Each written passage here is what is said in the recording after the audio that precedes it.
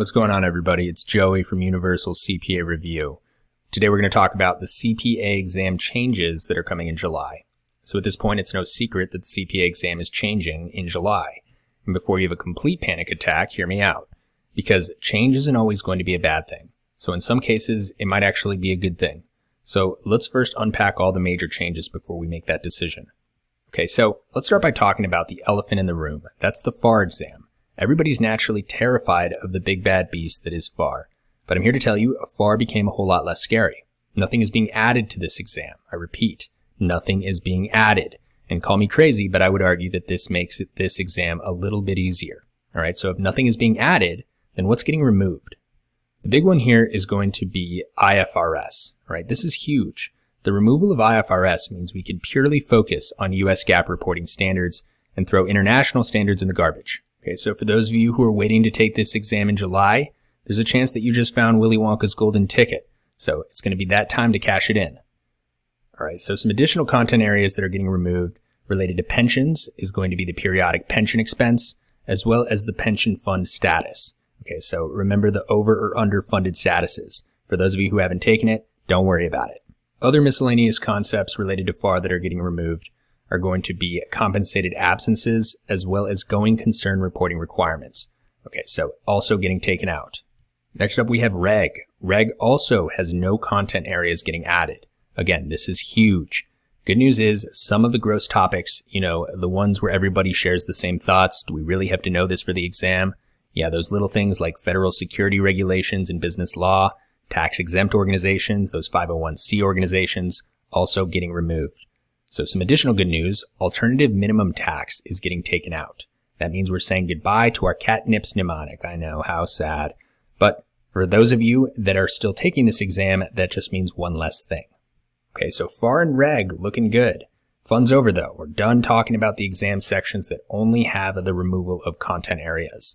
Now let's talk about two sections that arguably are getting a little bit more challenging for those of you who are not too familiar with data analytics or some information technology topics. Okay, for those of you tech kids, maybe this got easier.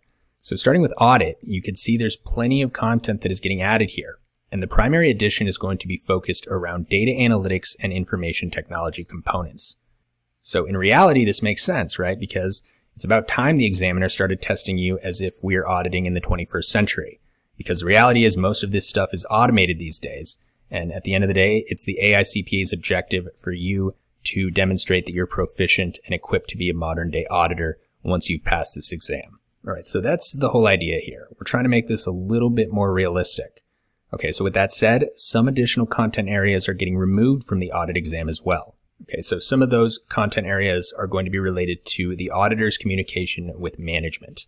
All right, so some additional auditing procedures are also getting removed as well, such as the elimination of derivative content, opening balances, single statement audits, letters to the underwriters. Okay, so some of these concepts, if you're familiar with it, you no longer have to worry about it.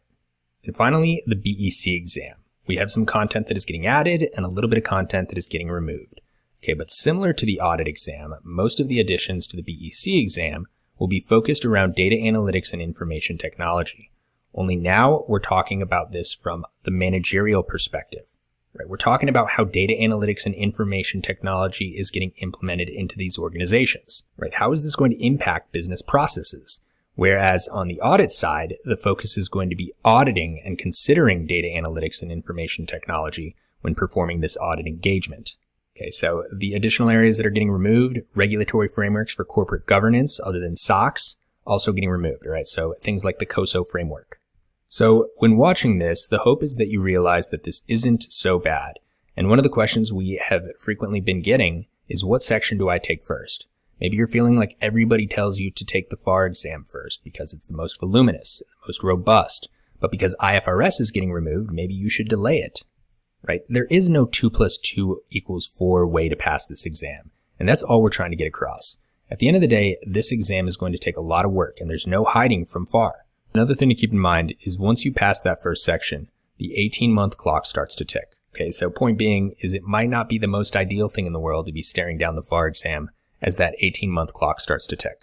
All right, but with that said, not the worst strategy in the world to start with BEC or the audit section and wait to take FAR after July, right? Because like we said, The removal of IFRS is huge, but regardless of the direction you do decide to take, it's going to take a lot of work, but that's okay because there's nobody better than you.